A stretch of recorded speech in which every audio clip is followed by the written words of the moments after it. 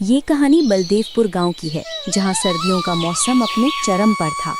चारों ओर घना कोहरा छाया हुआ था। ठंडी हवा के झोंके शरीर को कंपा देने वाले थे और हवा में सर्दी का एहसास हर सांस के साथ महसूस हो रहा था। गांव की चौपाल पर कुछ बुजुर्ग और नौजवान अलाव के पास बैठे थे। जलती लकड़ियों की मध्यम आवाज और आग की तपिश उन्हें सर्दी से राहत दे रही थी। इस बार तो ठंड बहुत बढ़ गई है भाई। खेतों में काम करना मुश्किल हो गया है और अभी तो सर्दी का सबसे मुश्किल समय आना बाकी है। हाँ, सही कहा। पिछली रात तो कांपते हुए सोने में गुजारी। अगर ये ठंड ऐसे ही रही तो बहुत मुश्किल होगी। पता नहीं इस बार किसका क्या होगा, कुछ कह नहीं सकते। घर पर तो लकड़ी भी खत्म हो रही है। पता नहीं इस बार सर्दी का सामना कैसे करेंगे। ये सर्दी हर साल गरीबों की हालत खराब कर देती है। इसी गांव में सुनील का एक छोटा सा परिवार रहता था। परिवार में उसकी बूढ़ी माँ सुमीरा और उसकी पत्नी रिया थी। तीनों इस कड़कड़ाती ठंड में आग के पास बैठे थे। लकड़ियों से उठती हल्की हल्की चिंगारियां और जलती आग की तपिश उन्हें ठंड से बचा रही थी। सुनील, ये ठंड अब सही नहीं जा रही। शरीर में तो जैसे बर्फ जम रही है। क्या होगा अगर ये और बढ़ गई तो? हाँ रिया, हर साल ऐसी सर्दी नहीं होती थी। इस बार तो जैसे ठंड का कहर है। लकड़ी भी खत्म हो रही है। ठंड का ऐसा असर पहली बार देख रही हूँ। ये न जाने ये कब खत्म होगी। हम कितने दिन और इस ठंड को झेल पाएंगी? आप सही कह रही हो माँ। इस बार तो हड्डियां तक टूटने लगी हैं। रात को सोना भी मुश्किल हो गया है। लगता है अब तो ये ठंड हमें ले डूबेगी। क्या करें रिया, बाहर काम करना भी मुश्किल हो रहा है। जब सर्दी होती है तो कोई भी खेत में काम करने नहीं आता। घने कोहरे और ठंडी हवाओं के बीच सुनील नंगे हाथों से काम कर रहा था। उसकी उंगलियां सुन्न हो गई थी, चेहरा लाल पड़ गया था, फिर भी वो काम करता जा रहा था। हे भगवान, ये ठंड तो जान ले लेगी। हाथ जैसे जड़ हो गए हैं, लेकिन घर चलाने के लिए काम करना ही पड़ेगा। कौन सुनेगा हमारी मजबूरी? तभी ठाकुर साहब खेत में आते हैं। उनके चेहरे पर कठोरता और आंखों में लालच झलकता है। वो दूर से ही चिल्लाते हैं, अरे ये क्या आलस हो रहा है? हाथ रोके क्यों खड़ा है? इतनी धीमी रफ्तार से काम करेगा तो तुझे क्यों रखूं यहाँ? ठाकुर साहब, ठंड बहुत ज्यादा है। उंगलियां काम नहीं कर रही, सारा शरीर कांप रहा है। ठंड वंड का बहाना मत बना। तेरी हालत से मुझे कोई फर्क नहीं पड़ता। अगर काम नहीं कर सकता तो घर बैठो। यहाँ काम चोरों के लिए जगह नहीं है। जल्दी हाथ चलाओ। ठाकुर साहब, मैं अपनी पूरी ताकत लगा रहा हूँ, लेकिन सर्दी अब हड्डियों में चुभ रही है। थोड़ा समय दे दीजिए, हाथ गर्म कर लूं। तुझे अपने हाथ गर्म करने की फिक्र है और मुझे अपने खेत का नुकसान देखना पड़ रहा है। अगर यहाँ काम नहीं कर सकता तो तेरी जगह लेने वालों की कोई कमी नहीं है, समझा? सुनील सिर झुकाकर चुपचाप फिर से काम में लग जाता है। उसके चेहरे पर दर्द और लाचारी साफ झलक रही थी, लेकिन पेट की आग उसे हर तकलीफ सहने पर मजबूर करती है। काम खत्म करके थका हारा सुनील घर की ओर चल देता है। ठंडी हवाएं और भी बढ़ चुकी थी और उसका शरीर बहुत थक चुका था।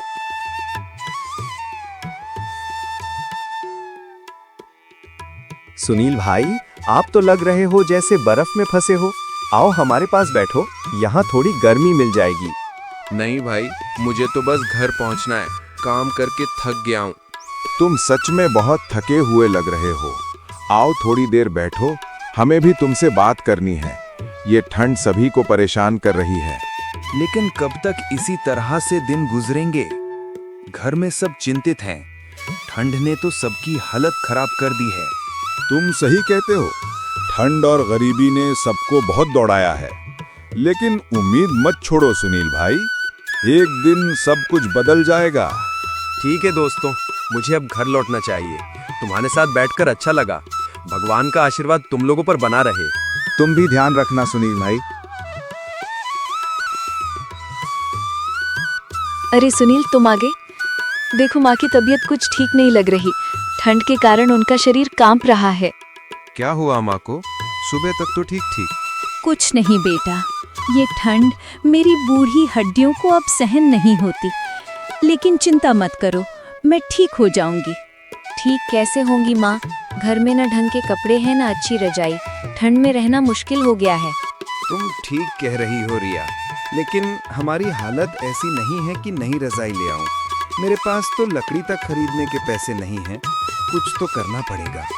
सुनील, अगर माँ की तबीयत और बिगड़ गई तो क्या करेंगे? मैं गांव के ठाकुर साहब से कुछ पैसे उधार मांगने की कोशिश करता हूँ। पहले माँ की हालत संभालनी होगी। बेटा, ठाकुर साहब के आगे झुकने की जरूरत नहीं है। भगवान पे भरोसा रख, ये ठंड भी निकल जाएगी। माँ, हमें आपकी सेहत का ख्याल रखना है सुनील। मैं रसोई में जाकर गर्म पानी करती हूँ, शायद इससे कुछ आराम मिले। ठीक है रिया, मैं भी ठाकुर साहब से बात करने का रास्ता देखता हूँ। माँ, आप चिंता मत करो, सब ठीक हो जाएगा।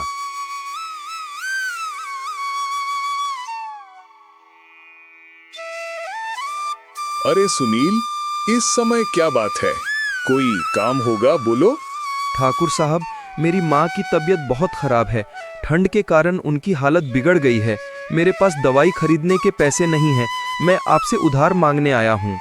सुनील, तुम जानते हो कि मैं बिना गिरवी रखे उधार नहीं देता। तुम्हारे पास गिरवी रखने के लिए क्या है? तुम्हारा तो कोई खेत भी नहीं है।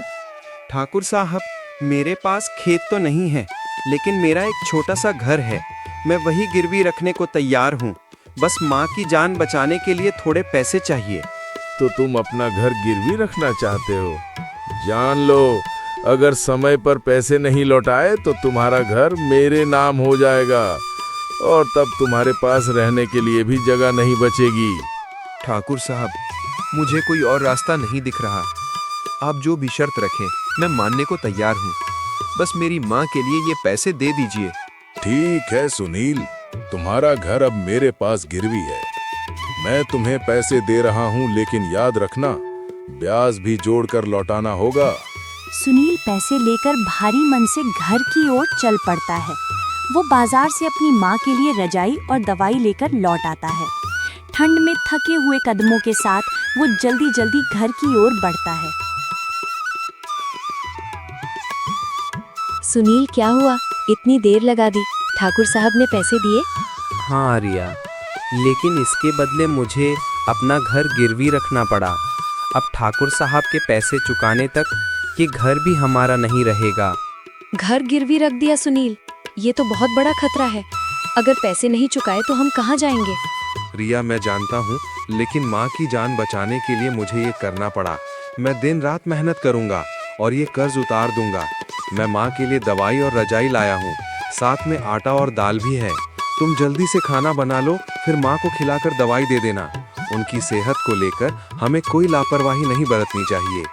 अगली सुबह तेज बारिश हो रही थी और ठंड अपनी चरम पर थी। बारिश की बूंदों के साथ बहती ठंडी हवाएं हर चीज को जमा देने पर तुली थी। सुनील और रिया घर के दरवाजे के पास खड़े होकर बाहर हो रही बारिश को देख रहे थे। सुनील सोच रहा था कि इस मौसम में काम पर जाना नामुमकिन था, लेकिन मन में ये भी चिंता बार बार उठ रही थी कि अगर ऐसा ही चलता रहा तो घर का गुजारा कैसे होगा। सुनील, ये बारिश तो थमने का नाम ही नहीं ले रही। ठंड भी बढ़ती जा रही है। ऐसे में काम पर कैसे जाना होगा?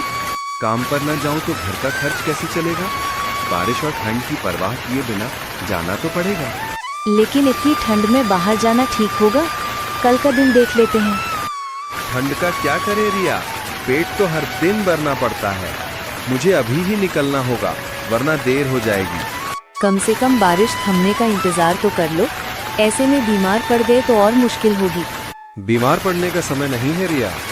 ये मौसम चाहे जैसा भी हो, काम पर तो जाना ही पड़ेगा। इतना कहकर सुनील तेज बारिश और ठंडी हवाओं के बीच काम पर जाने के लिए निकल पड़ता है। तेज बारिश और सर्द हवाओं के बीच सुनील खेत में काम कर रहा था। कपड़े पूरी तरह भीग चुके थे और ठंड से उसके हाथ कांप रहे थे। बावजूद इसके परिवार की जिम्मेदारी ने उसे काम करने से नहीं रोका। अगले दिन भी मौसम ने राहत नहीं दी। तेज बारिश और ठंडी हवाओं का सिलसिला जारी था। सुनील सुबह ही खेत में पहुंच गया। कपड़ों पर पिछली रात का गीलापन अभी भी महसूस हो रहा था, लेकिन उन्हें सुखाने का समय कहाँ था।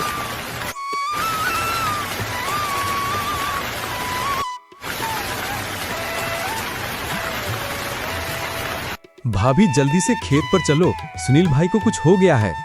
क्या हुआ आदित्य? वो तो थोड़ी देर पहले ही खेत को गए थे। सब ठीक तो है?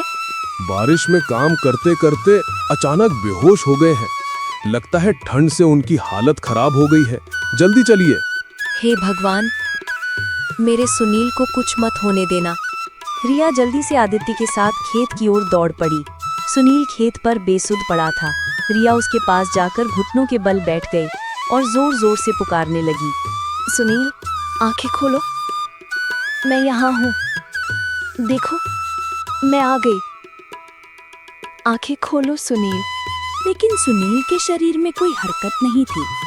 आदित्य ने उसकी नब्ज टटोलने की कोशिश की। उसकी आंखों में चिंता और घबराहट थी। भाभी, ये अब नहीं रहे। रिया के कानों में आदित्य की आवाज गूंज उठी। नहीं, ये झूठ है सुनील। उठो, तुम मुझे छोड़कर नहीं जा सकते। आदित्य ने उसे शांत बना देने की कोशिश की, लेकिन रिया बार बार यही कहती रही। सुनील, तुमने वादा किया था कि हमारे परिवार को संभालोगे। तुम हमें इस तरह छोड़ के नहीं जा सकते। उठो सुनील, उठो। रसात के बीच उस खेत में सुनील की मौत ने रिया की दुनिया उजाड़ दी थी। वो पूरी तरह टूट चुकी थी। सुनील की मौत की खबर जब उसकी बूढ़ी और बीमार माँ सुमित्रा को पता चली तो वो ये सदमा बर्दाश्त नहीं कर पाई। उनके कमजोर दिल पर बोझ बना जिसे वो सहन नहीं कर सकी और वो भी चल बसी। रिया के लिए ये क्षण असहनीय था। एक ही दिन में उसने अपने जीवन के 2 सबसे बड़े सहारे खो दिए थे। इस साल की ठंड और बरसात में रिया से उसके सुनील और उसकी सास को छीन लिया था। रिया अकेली रसोई में बैठी थी। सुमीरा और सुनील की यादें उसके मन में घूम रही थी। सुनील, तुमने क्यों छोड़ दिया मुझे इस हालत में? और मम्मी, तुम भी चली गई। अब ये घर सूना हो गया है। मैं किससे बात करूं, किसके सहारे जीऊं? चारों ओर फैली ठंडक रिया के दिल के सन्नाटे से मेल खा रही थी। हर कोने में सर्दी की धुंध थी और रिया के जीवन में एक अजीब सा खालीपन। ये सर्द मौसम उसे बार बार उसी दिन की याद दिला देता जब उसने अपने सुनील और सुमीरा को खो दिया था।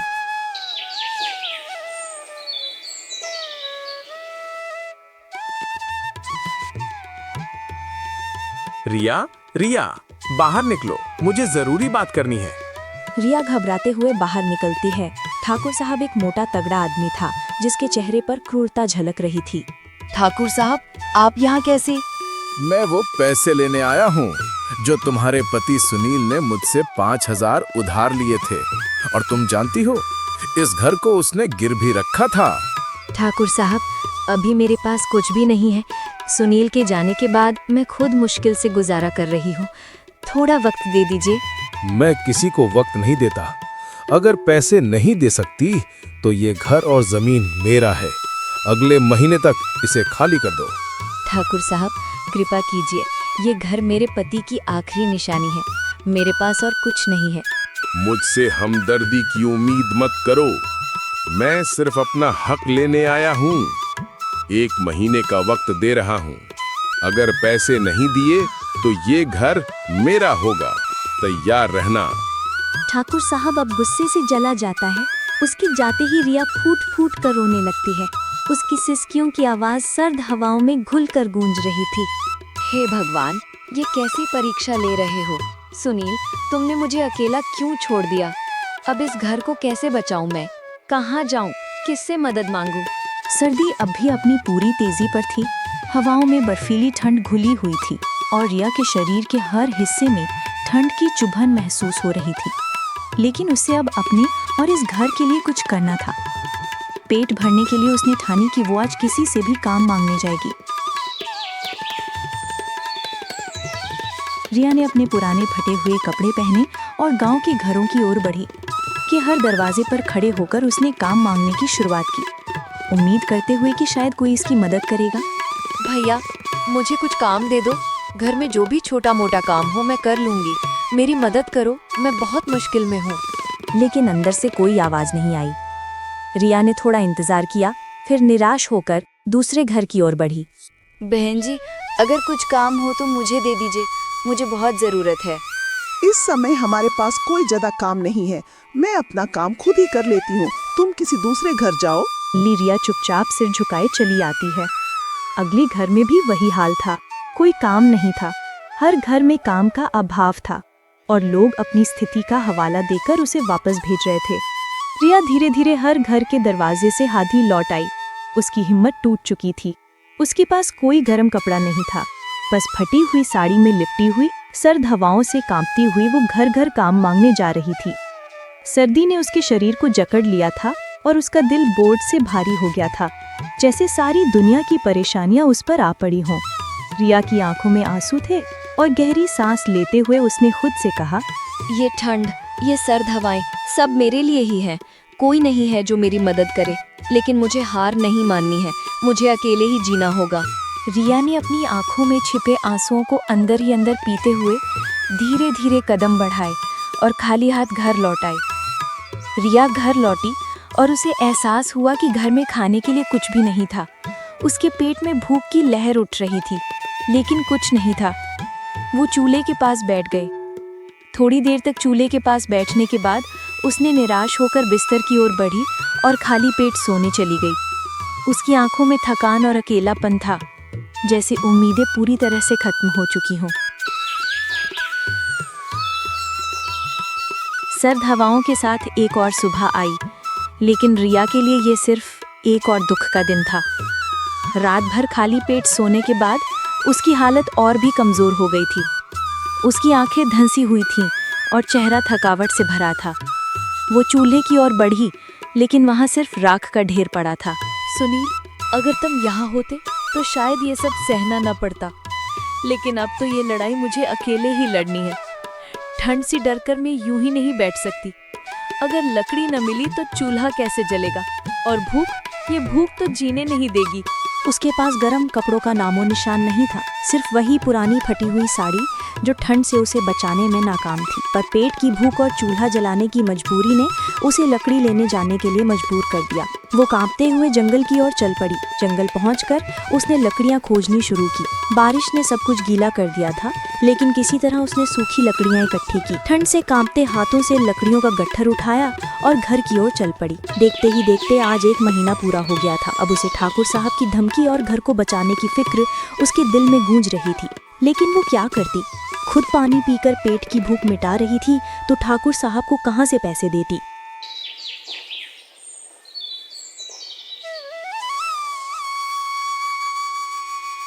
भाई, क्या तुम्हारे यहाँ कुछ काम मिल सकता है? मुझे पैसों की सख्त जरूरत है।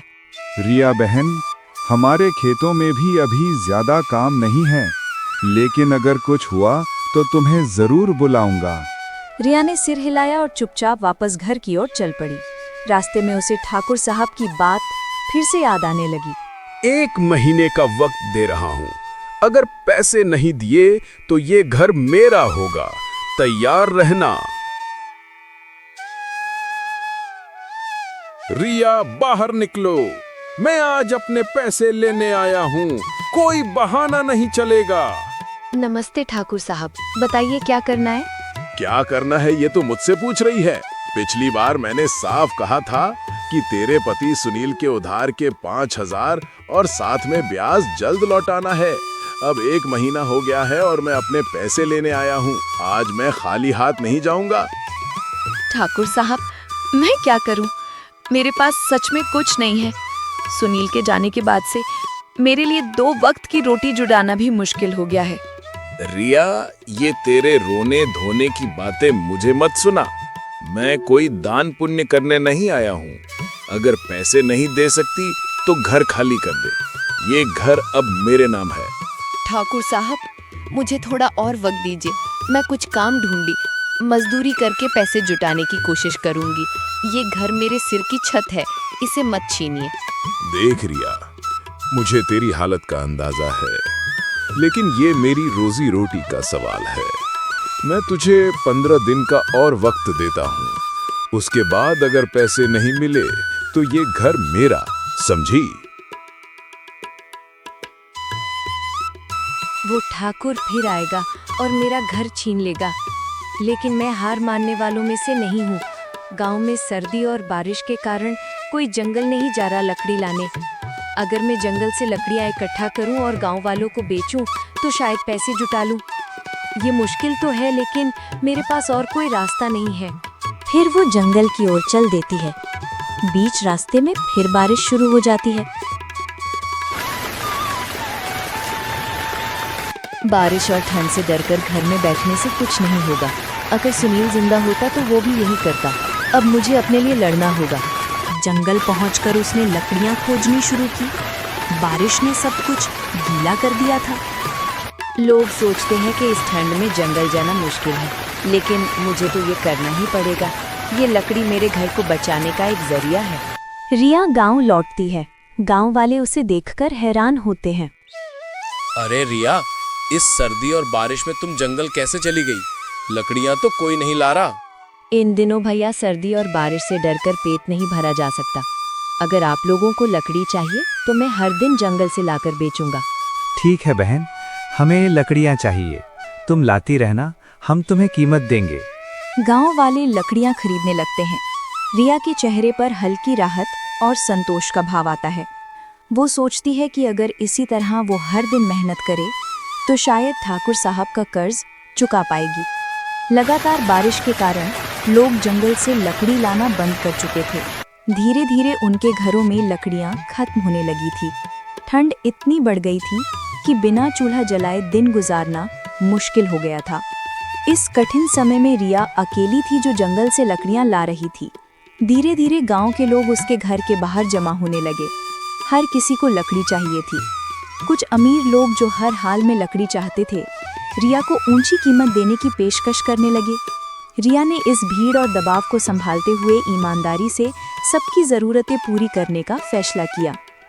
रिया ने अपनी मेहनत और ईमानदारी से सिर्फ 15 दिनों में ठाकुर साहब का पूरा कर्ज चुका दिया। गांव के लोग उसकी मेहनत की सराहना करने लगे और रिया एक मिसाल बन गई। उसका संघर्ष एक नई शुरुआत का संकेत था, जिसने उसे सम्मान और सुकून दिलाया।